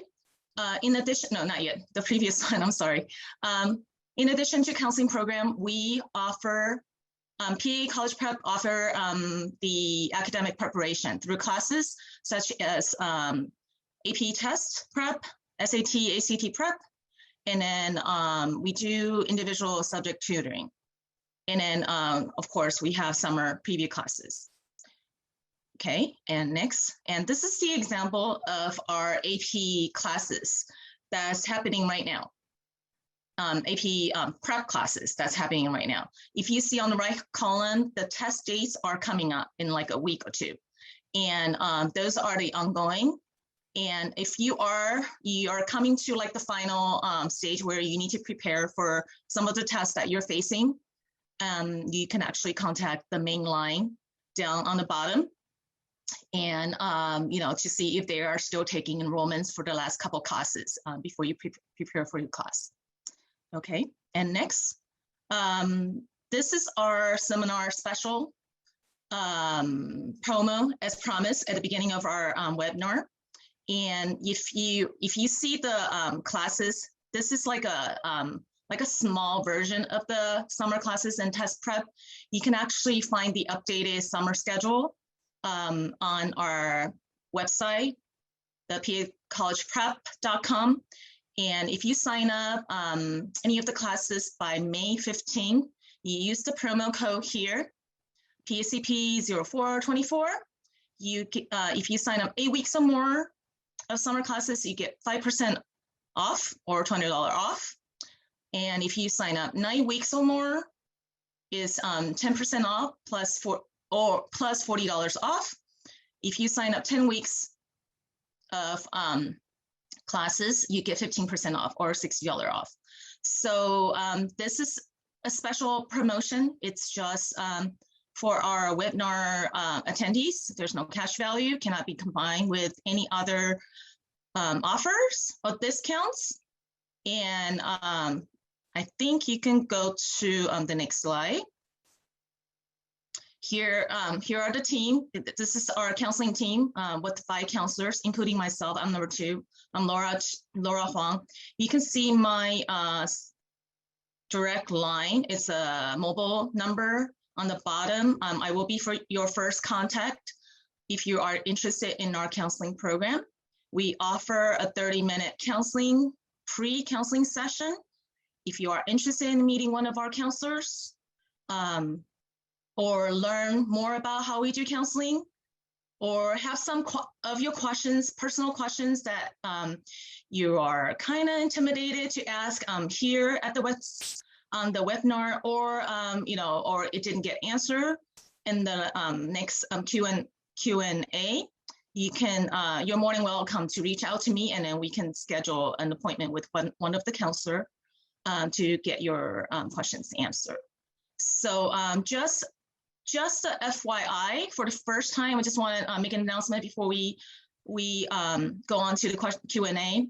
For the first time in many years, there will be a price increase in our counseling prices across the board in about a month. So I just wanted to give everyone like a FYI. And then before we go to Q&A, I want to just answer one question I got a lot of inquiries.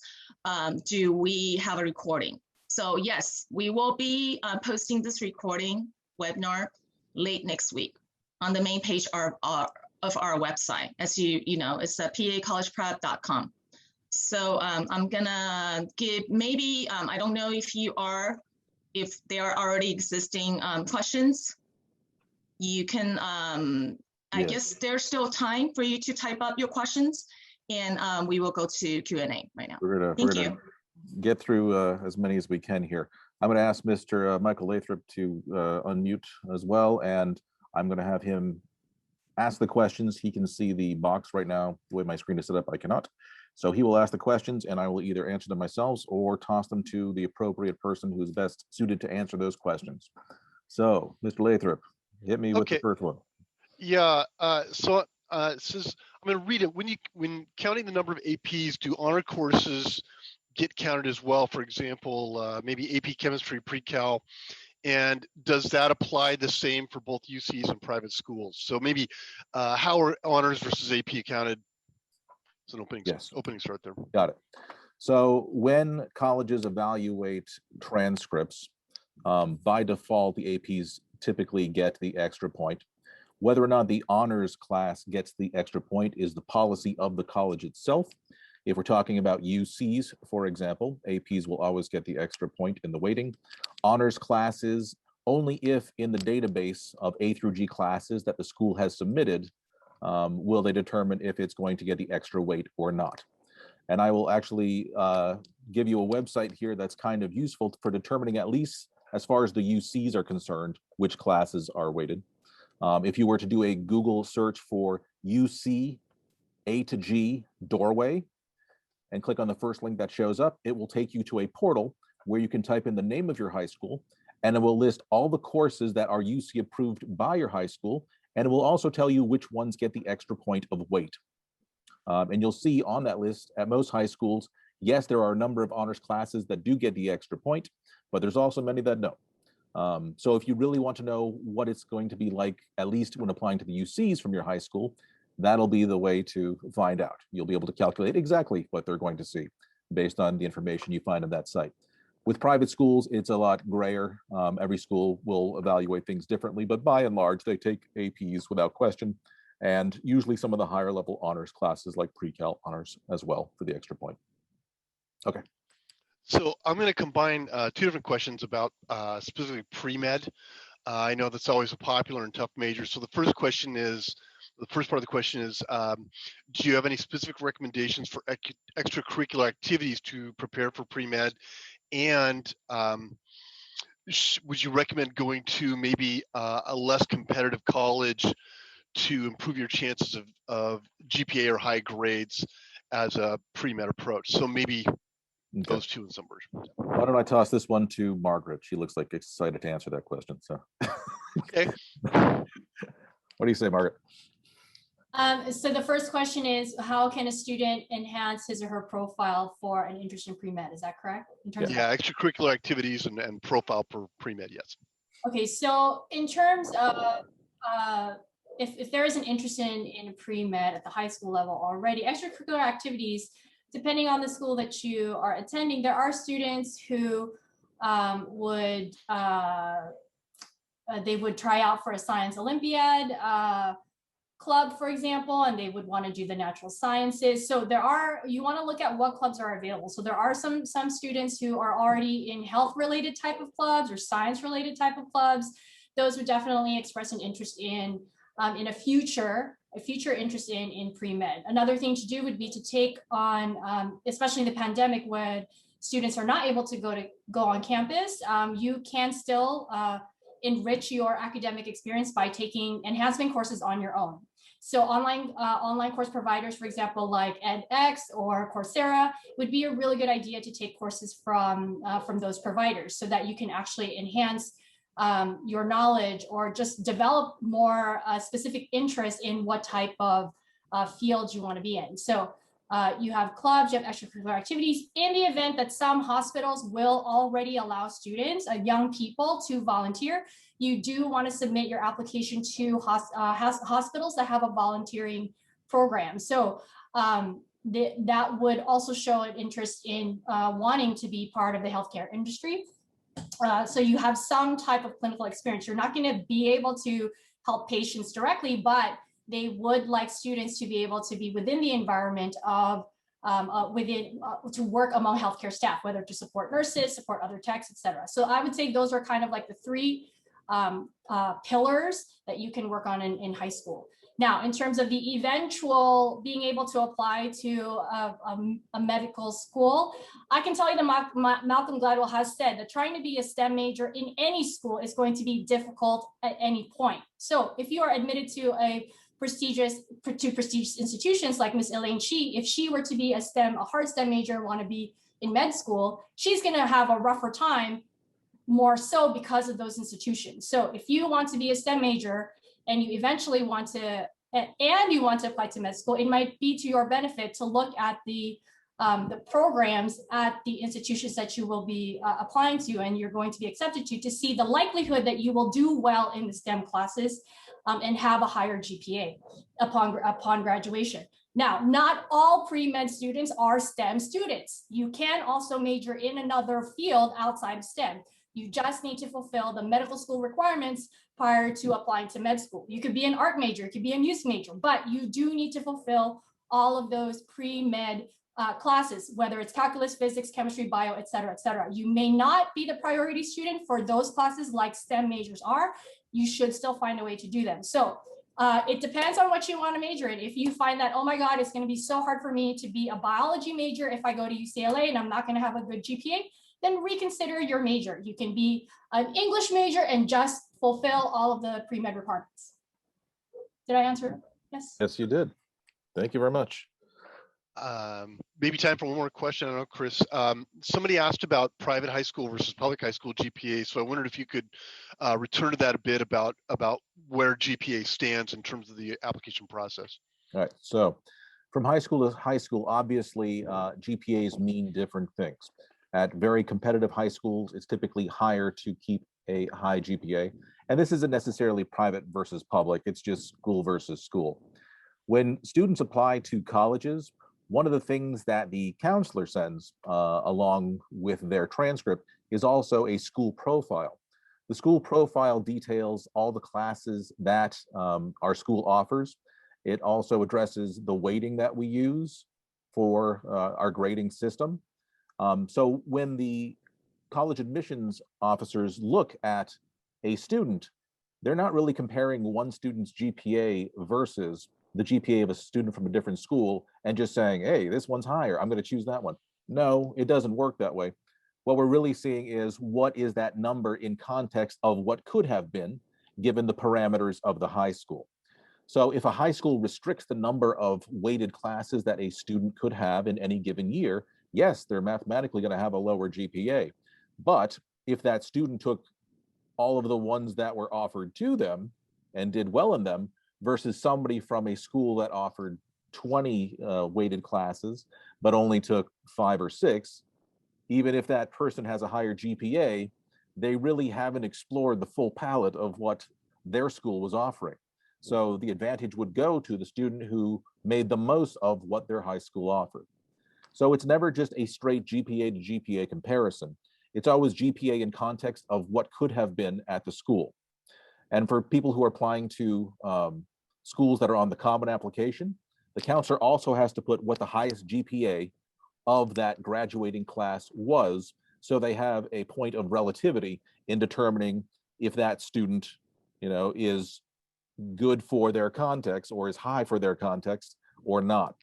If the number that I put on the Common App for the highest GPA happens to be the GPA of the student who's being accompanied with it when I send it, okay, well, they know that person's the valedictorian and that person has excelled greatly in their context.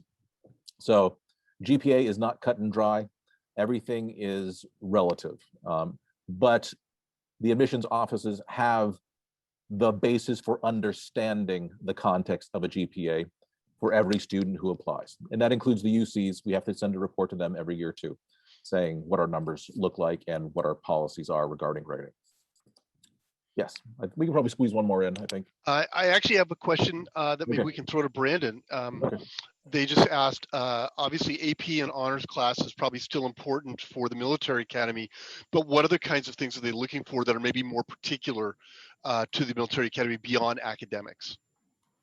Beyond academics. So academics, of course, as expressed by everybody in this presentation, are very important, and make no mistake in thinking that academics aren't going to be recognized by the military academy. In fact, the SAT, ACT, all of those standardized test scores still hold weight at these service academies.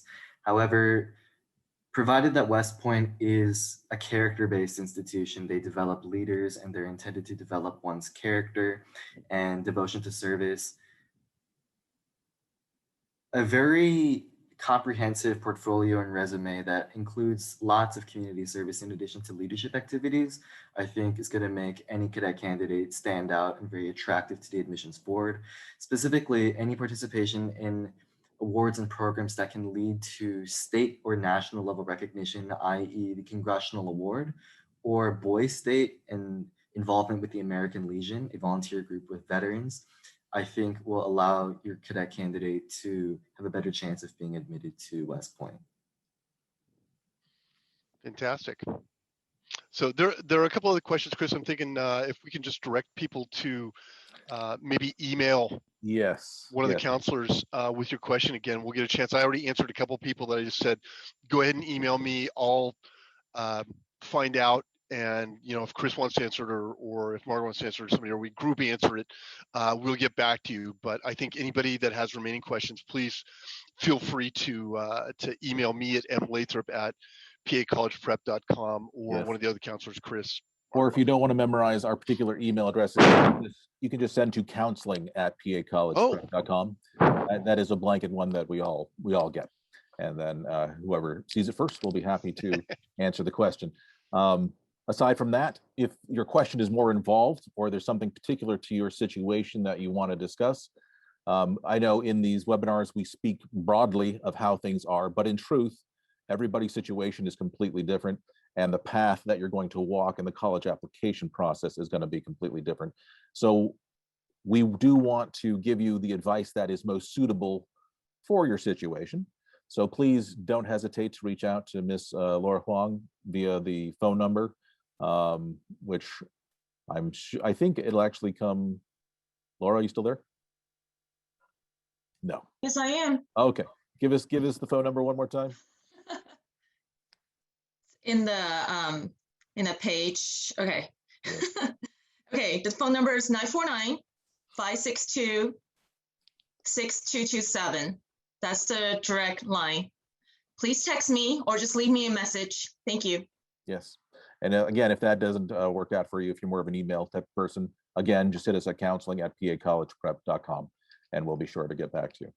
So I want to thank everybody who was here for joining us on a Saturday morning. I know you have many things you could be doing with your time, so we thank you for joining us here. To all our speakers, I think you did a fantastic job. We think we covered a lot of ground in 2 hours. That's awesome. And I think we are now prepared for the next admission cycle based on what we heard.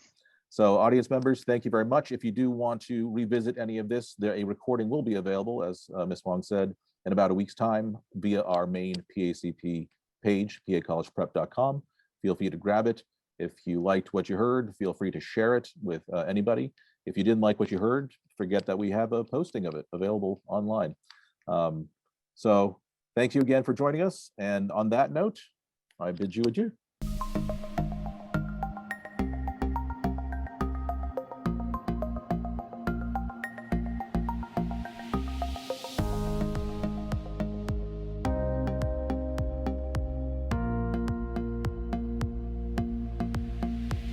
Hi, my name is Aaron High, and I'm from Whitney High School in Cerritos, California, and I recently found out that I was accepted to Harvard College. PACP has been a help in my high school career for the last 4 years, and I've been taking their ACT classes, which helped me score 35. I found out that the teachers here are the most outstanding teachers possible, as well as the most genuine counselors ever. Miss Kelly has also been a second mother in my life. She's been helping me ever since I started attending here. And without them, I know that I could never achieve my dream of getting into Harvard College.